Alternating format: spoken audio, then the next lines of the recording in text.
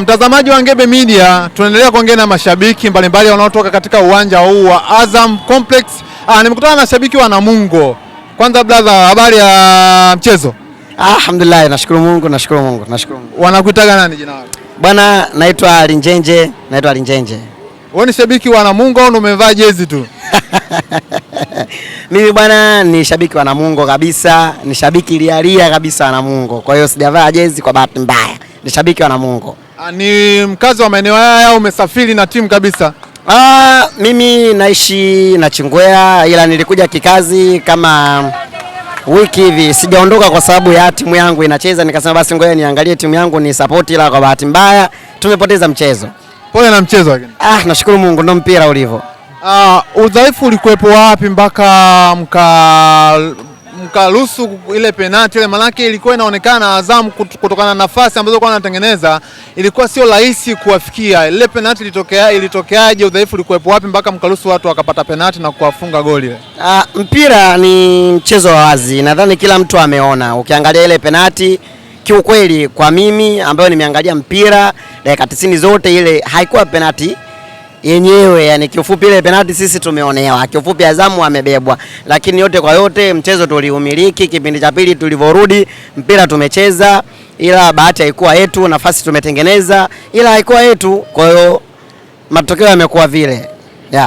Manake nataka kujua udhaifu ulikuwepo wapi mpaka mkaruhusu kutawalia mchezo. Manake mchezo mmetawaliwa. Udhaifu wenu katika timu yenu ulikuwa sehemu gani? Maeneo gani ya mchezo?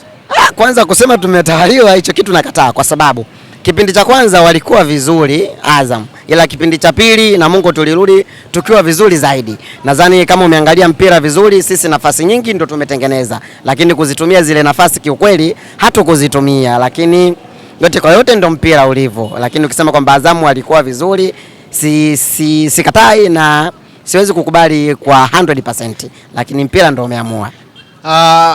Na nyinyi mlipata pigo la penalti. Manake ingekuwa mmepata kufunga ile pigo la penalti, tulikuwa tunazungumzia sasa hizi mechi ingekuwa inaisha 1-1 au vinginevyo. Pengine labda mngepata goli la pili.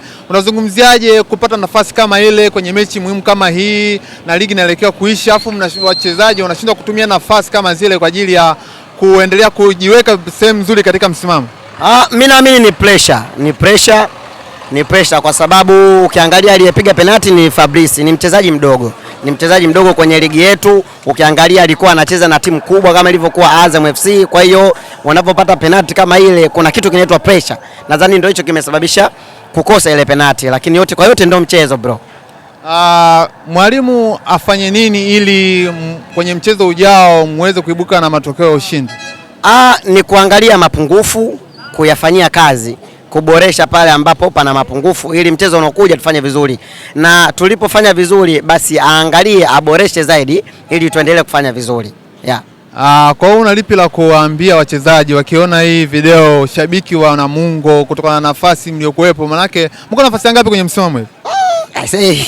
Kalaka sikumbuki, lakini nakumbuka nilivyoangalia tulikuwa na nafasi ya 9 ya 8. Kwa maana hiyo hampo nafasi ya kushuka wala hampo nafasi ya wale wa kushiriki klabu bingwa na shirikisho. Mpira una matokeo ya ajabu sana bro. Nikisema kwamba hatutaweza kushiriki tena huko itakuwa uongo. Kwa msimu huu unamaanisha? Of course, kwa sababu mechi zilizobaki ni nyingi. Of course tunaweza tukashinda zote tukafika pale na wengine wakapoteza vile vile. Kwa hiyo mimi naamini nafasi tunayo.